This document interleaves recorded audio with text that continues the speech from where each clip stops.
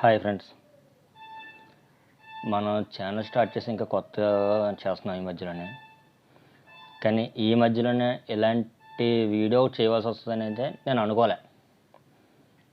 కారణం ఏంటంటే ఇష్యూ జరిగి కొంచెం లేట్ అవుతుంది. నాకు కొంచెం పనుల వల్ల నాకు తెలిసిన నిన్నే చూసిన దగ్గర నుండి కూడా ఏంటి అసలు మనం ఏమైపోతుంది, మన ప్రపంచం ఎటుపోతున్నాం కూడా మనకు అర్థం కాని పరిస్థితిలో మనం ఉన్నాం. అసలు ఏం జరుగుతుందండి? కలకత్తాలో డాక్టర్ని రేప్ చేసిన కేసు ఈ మొత్తం మన దేశంలోనే కాదు, ఈ ప్రపంచంలో మొత్తం కూడా. ఒక ముస్లిం ఉన్నాడంటే వెళ్ళి అల్లాకే దండం పెట్టుకుంటాడు. ఒక క్రిస్టియన్ ఉన్నాడంటే ఒక యేసుప్రభునే దండం పెట్టుకుంటాడు. ఒక ఇండియన్ ఉన్నాడంటే ఒక హిందూ ఉన్నాడంటే ఒక రాముడనో కృష్ణుడనో శివుడనో దుర్గమో ఇలా వాళ్ళ రిలీజన్కి సంబంధించిన గాడ్స్నే ప్రేయర్ చేస్తారు. కానీ అన్ని మతాలలో కూడా వెళ్ళి దండం పెట్టేది ఒక డాక్టర్కి మాత్రమే. అలాంటి డాక్టర్ని తను డ్యూటీ చేసే స్పాట్లోనే అతి క్రూరంగా అంత దారుణంగా చేశారంటే ఏం చెప్తామండి? అది కూడా వదిలేయండి, ఇప్పుడు మనకు అంత పెద్ద కరోనా వచ్చింది, మొత్తం ప్రపంచం మొత్తం అతలాకుతలం అయిపోయింది. అప్పుడు ఫ్రంట్ లైన్ వారియర్స్ అని చెప్పేసి ఉన్నదల్లా ఒక డాక్టర్లే. మనకి ఏదైనా ప్రాబ్లం వచ్చిందంటే పోలీసు దగ్గరికి వెళ్ళి మనం కాపాడండి అని మాత్రం అడుగుతాం. కానీ నన్ను బ్రతికించండి అని బతిమాలుకునేది మాత్రం ఒక డాక్టర్నే. ఈరోజు అలాంటి డాక్టర్ ప్రాణానికి మానానికి కూడా సేఫ్టీ లేకుండా పోయింది ప్రపంచంలో. అసలు అలా చెయ్యాలని ఎలా అనిపించిందండి వాళ్ళకి? ఏ ధైర్యం చూసుకుని అలా చేస్తున్నారు? అసలు వాళ్ళు ఎవరు ధైర్యం చూసుకుని అలా చేస్తున్నారు?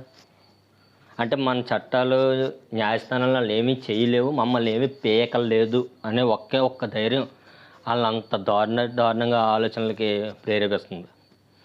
ఇందులో మనం ఏదో పీకేసేది ఏం లేదండి. కానీ ఒక పర్సన్ మ్యాక్సిమం అనుకుంటే 15 ml స్పెర్మ్ అనేది వస్తుందంట. అలాంటిది 150 ml ఆ అమ్మాయి బాడీలోనే దొరికిందంటే ఆ అమ్మాయి ఎంత నరకం అనిపించిందో ప్రతి ఒక్కరు కూడా ఆ ఫీల్ అనేది పడితే తెలుస్తుంది. ఏదో మనం చాలామంది చెప్తున్నారు ఇలా కాదు, అరబ్ కంట్రీలో తప్పు చేసిన నరికేయాలి, అది చేసేయాలి, ఇది చేసేయాలి. అలా చేసేస్తే ఏముందండి, మహా అయితే 1 నిమిషం 2 నిమిషాలు చచ్చిపోతాడు.